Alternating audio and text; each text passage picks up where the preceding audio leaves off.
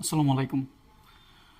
আহ, আজকের ভিডিওতে আপনাদের সাথে মাধ্যমিক এবং সমমান পর্যায়ে শিক্ষা প্রতিষ্ঠানগুলো ম্যানেজিং কমিটি নির্বাচনের প্রক্রিয়া এবং সদস্যদের পরিচয় এবং নির্বাচিত কমিটির দায়িত্ব কর্তব্য এবং তারই সাথে নির্বাচিত সভাপতির শিক্ষাগত যোগ্যতা এবং সচেতন হওয়াটা কতটা জরুরি এবং কেন সে বিষয়ে সাময়িক ধারণা দেওয়ার চেষ্টা করব।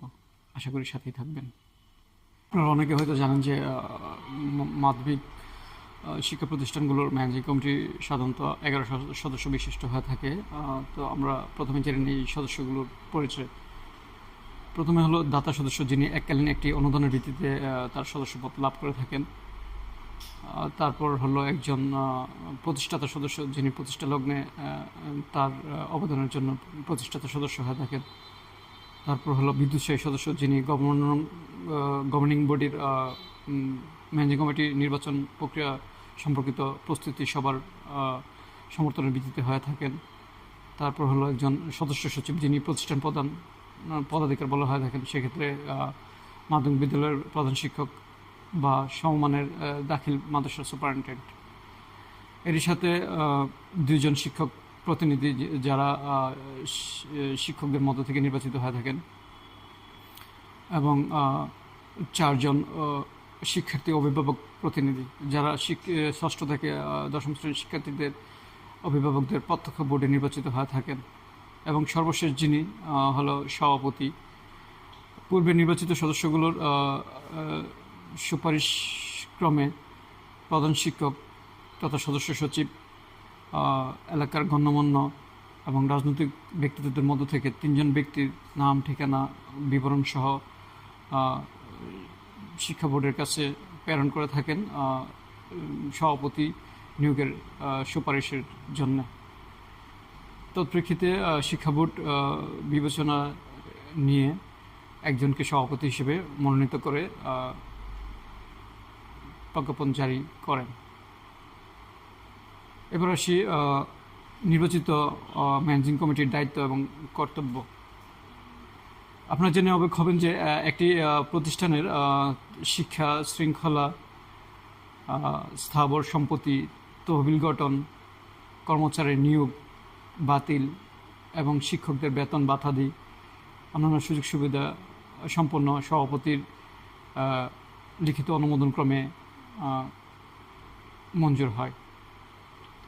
সেক্ষেত্রে সভাপতি যদি শিক্ষাক্ষেত্রে দুর্বল হয় বা অল্প শিক্ষিত হয়, শিক্ষকদের সাথে তার একটি মানসিক দূরত্ব তৈরি হয়। কারণ এটা খুব সহজ বিষয়, আপনি নিশ্চয়ই চাইবেন না এমন কেউ আপনাকে নিয়ন্ত্রণ করুক যে আপনার সাথে কম যোগ্যতা সম্পন্ন।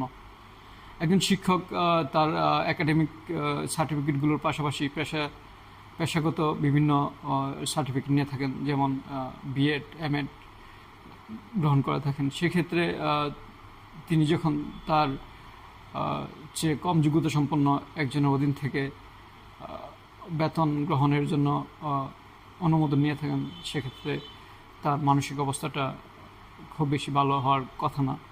এছাড়াও সভাপতি যদি শিক্ষিত না হন, সেক্ষেত্রে তিনি অল্প তুষামোদেই প্রভাবিত হয়ে যান। দেখা গেল কি আপনার প্রতিষ্ঠানের ল্যাবে কম্পিউটারগুলো নষ্ট হয়ে পড়ে আছে, বা অন্যান্য শিক্ষা উপকরণের যথেষ্ট অভাব রয়েছে। আপনার শিক্ষাগত যোগ্যতা কম থাকার কারণে আপনি সেগুলো খেয়াল করবেন না, বা ওইগুলো আপনার মাথায় আসাটা খুব কঠিন হয়ে যাবে। এবং আপনি দেখবেন যে আপনাকে বড় একটি চেয়ার, একটি তয়লা দিল, আপনি ওখানে গেলেন, বসলেন, অন্যান্য শিক্ষক বা অন্যান্য সদস্যদের সাথে চা নাস্তা খেলেন, আড্ডা মারলেন, চলে আসলেন। আপনি তো মহা খুশি যে সবাই আপনাকে সভাপতি হিসেবে সম্মান করে।